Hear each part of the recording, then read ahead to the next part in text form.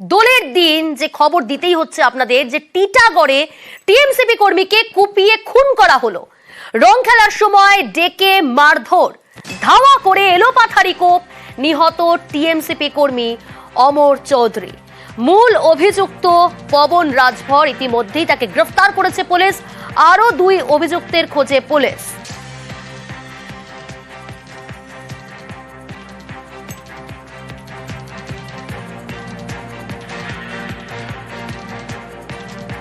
আমার সঙ্গে 2 প্রতিনিধি রয়েছে, একদিকে রয়েছে অনুপ, অপরদিকে অভিজিৎ। আমি প্রথমেই আসবো অনুপের কাছে। অনুপ, এখনো পর্যন্ত পুলিশ সূত্রে কি চাঞ্চল্যকর তথ্য সামনে আসছে? কারণ পবনকে গ্রেফতার করা হয়েছে, অর্থাৎ মূল অভিযুক্ত গ্রেফতার।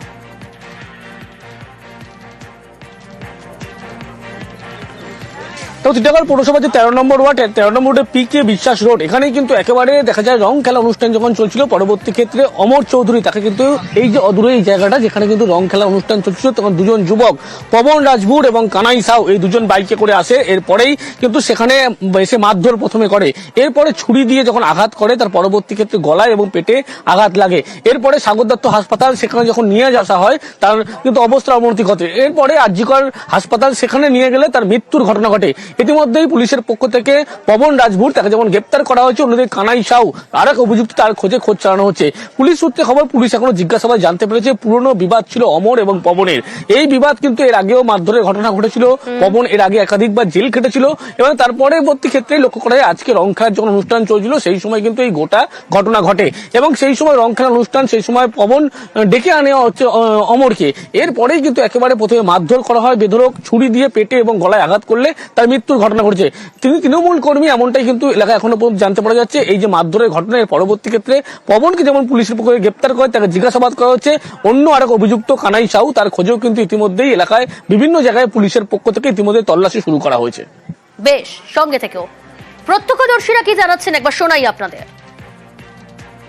বাইকে করে এসছে, ওরা ঝামেলা করে আবার চলে গেল, আবার ওই দিক থেকে ঝামেলা এসে আবার ঝামেলা করছে। আকাশ বললো কি আমাকে গালাগালি দিচ্ছিস কেন, কি করেছি? ব্যাস এর মধ্যেই মারামারি লেগে গেছে। এখানকার ছেলেরা, লোক বড় বড় যারা ছিল সব সরিয়ে দিল, ওদের ওই আকাশকে এদিকে রাখলো আর ওরা পালিয়ে গেল। বাইক নিয়ে ছিল, বাইক নিয়ে চলে গেল। আকাশ আবার কি করলো, মানে কি করেছিল, মার খেয়েছে, খুব মেরে দিয়েছে ওরা। আর একটা বোতল ছিল এত বড়, বোতলটাকে নিয়ে দৌড়লো, এখানে যে একটা ইট নিল আর নিয়ে দৌড়লো, ব্যস্ত তখন ওইখানে 3 জনা ধরে ওকে ফেলে দিল। এখানে দেখলাম একটা ঝামেলা ওদের সঙ্গে হচ্ছিল, ছেলেগুলো ছিল।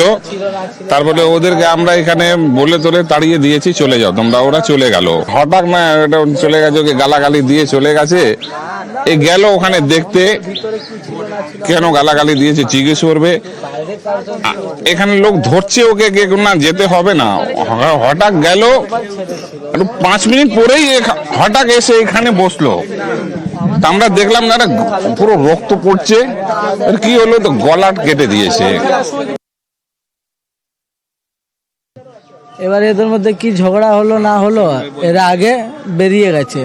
এবার ঝগড়া হয়েছে বলে গেছে কি গালাগালি কেন দিয়েছিস ভাই আমাকে, এ বলতে গেছে বলে ওইখান দিয়ে ছুরি দিয়ে মেরেছে। রং খেলা অনুষ্ঠানে কি পবন ছিল না, ওই দিক দিয়ে আসলো বাইক নিয়ে। হ্যাঁ, 3 জন ছিল। পবনও বাইকে ছিল? হ্যাঁ।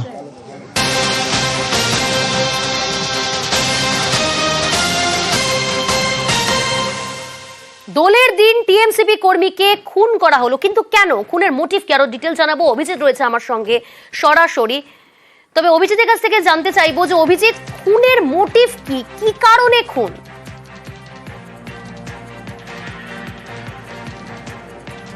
প্রিয়াঙ্কা, এর সূত্রপাত গত 31শে ডিসেম্বর 2024 সালের বর্ষ শেষের রাত।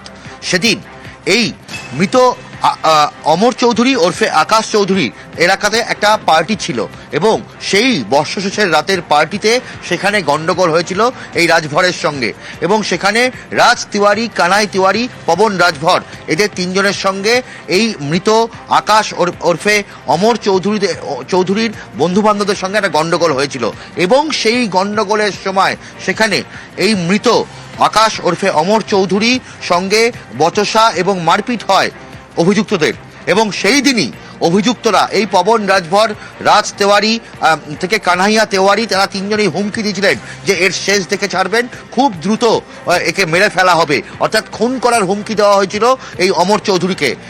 এরপরে খড়দহ থানাতে এই বিষয়ে অভিযোগও দায়ের করা হয়েছিল মৃত অমর চৌধুরীর তরফ থেকে।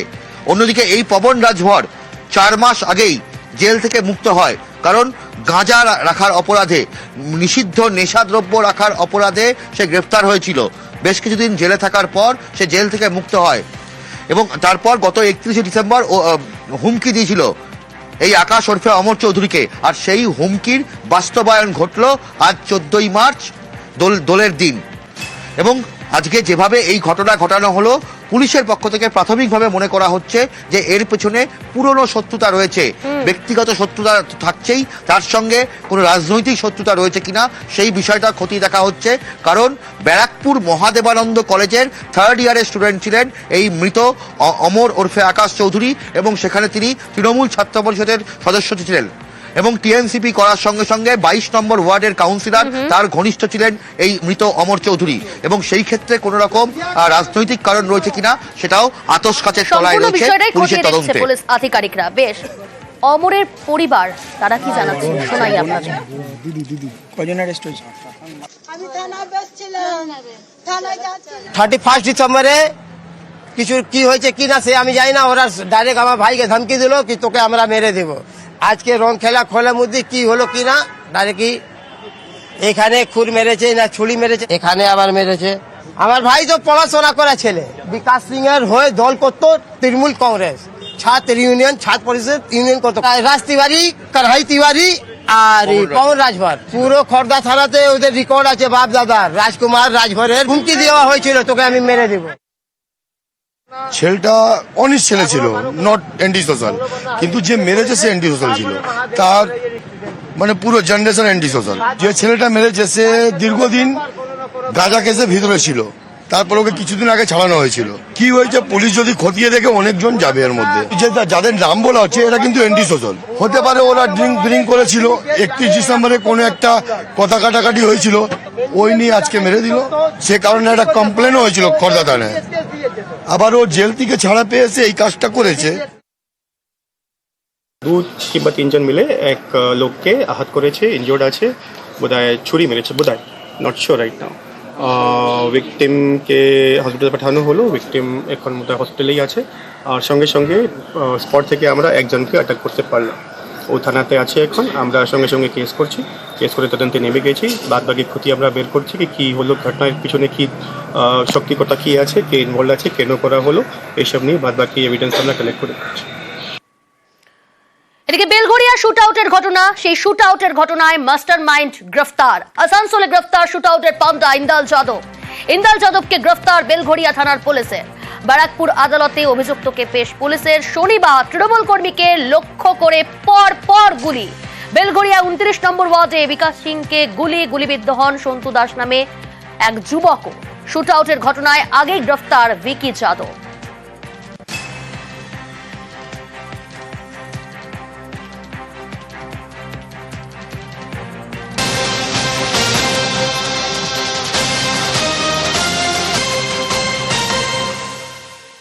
হাবড়ার দিকে নজর রাখি, ফের আক্রান্ত পুলিশ। বেআইনি মদ বিক্রি রুখতে গিয়ে আক্রান্ত পুলিশ। হাবড়ায় আক্রান্ত এসআই কনস্টেবল। হাবড়ার বদর এলাকায় পুলিশের অভিযান। মদ্যপ অবস্থায় পুলিশ কর্মীদের উপর চড়াও। ঠিক কি ঘটনা ঘটলো, কখন ঘটলো, আরো ডিটেল জানাবো। জিয়াউল রয়েছে আমার সঙ্গে সরাসরি। জিয়াউল, ফের আক্রান্ত পুলিশ, পুলিশি অভিযান, সেখানে মদ্যপ যুবকরা এইভাবে চড়াও হলো। কতজনকে গ্রেফতার করা হয়েছে এই ঘটনা এখনো পর্যন্ত? দেখো এখনো পর্যন্ত এই ঘটনায় প্রায় 5 জনকে গ্রেপ্তার করা হচ্ছে। প্রায় 8 থেকে 10 জন কিন্তু হামলা করেছে পুলিশের উপর। অর্থাৎ পুলিশের কাছে একটি খবর আছে ঠিক দুপুর 2টো নাগাদ যে হাবড়ার বদর এলাকায় সেখানে অবৈধভাবে মদ বিক্রি হচ্ছে এবং প্রচুর মদ, সেখানে দেশি বিদেশি মদ সেখানে মজুত রয়েছে। এবং এলাকার মানুষ যেটা বলছেন, এর আগেও একাধিকবার সেখানে কিন্তু এই হানা দিয়েছে পুলিশ, কিন্তু এর আগেও সেখানে অবৈধভাবে ব্যবসা চালাচ্ছিল কিছু মানুষ। এবং সেটাই আজকে খবর পায় হোলির দিন কিন্তু সেখানে প্রচুর মানুষ লম্বা লাইন দিয়ে সেখানে মদ কিনছিল, এমনটাই খবর পেয়ে পুলিশ সেখানে যায়। পুলিশ যাওয়া মাত্রই অতর্কিত তার হামলা চালায়, প্রায় 8 থেকে 10 জন যুবক তাদের উপরে হামলা চালায়। কেন এখানে মদ বিক্রি হচ্ছে, কেন পুলিশ সেখানে এসছেন, কেন পুলিশ সেখানে ডিস্টার্ব করছেন, এই অভিযোগ তুলেই কিন্তু পুলিশের উপরে হামলা করে। এই ঘটনায় এখনো পর্যন্ত 5 জনকে গ্রেপ্তার করা হচ্ছে। 2 জন পুলিশ কর্মীকে বেধড়ক মারধর করা হয়, 1 জন কনস্টেবল এবং 1 জন পুলিশের এসআই। ফলে তারাই খবর পেয়ে যখন যায় তখনই এই হামলা করে। তারপরে খবর পেয়ে বিশাল পুলিশ বাহিনী ঘটনাস্থলে যায়, সেখান থেকে একটি ঘরের মধ্যে থেকে প্রচুর পরিমাণে দেশি বিদেশি মদ উদ্ধার করে এবং এই ঘটনায় যারা হামলা করেছে এখনো পর্যন্ত 5 জনকে গ্রেপ্তার করেছে। ফলে যারা আরো বেশ কয়েকজন কিন্তু তারা হামলা করার পরে পলাতক রয়েছে তাদেরকেও কিন্তু চিহ্নিত করার চেষ্টা করছে পুলিশ। ইতিমধ্যেই 5 জনকে গ্রেপ্তার করা হয়েছে হাবড়ার বদর এলাকা থেকে। বেশ, ব্ল্যাকে মদ বিক্রি করা হতো, তার কারণে পুলিশ আগে হোলির দিন 2-3 বার রেড করা হয়েছে, তাও নিয়মিত মদ বিক্রি করা হচ্ছে। পুলিশ বারণ করার পরেও তারা পুলিশের উপর আক্রমণাত্মক হয়, পুলিশের সাথে মারধর করে, তার জন্য তাদের ধরা হয়েছে।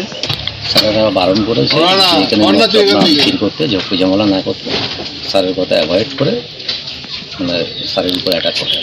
তো ঠিক নয়, যেহেতু তারা একটা সরকারি প্রশাসনের লোক, তারাই আমাদের রক্ষাকর্তা, তাদের উপরে তো অ্যাটাক করা ঠিক নয়, যেহেতু তাদের জন্য আমরা রাত্রে শান্তিতে ঘুমাতে পারি।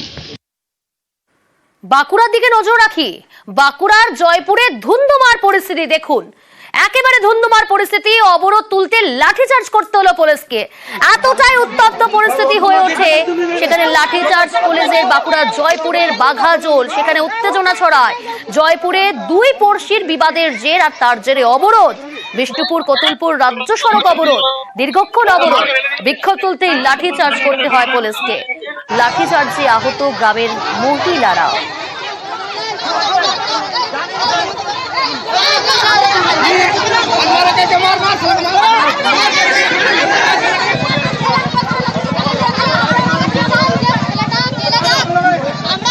যখন পুলিশ এসেছিল বিনা তো সবাইকে লাঠিচার্জ করছিল, তার জন্য তারপর গাড়ি অনেকজনকে নিয়ে গেছে, তার জন্য কথা করছিলাম। কবে নিয়ে গেছে? আজকে নিয়ে গেছে।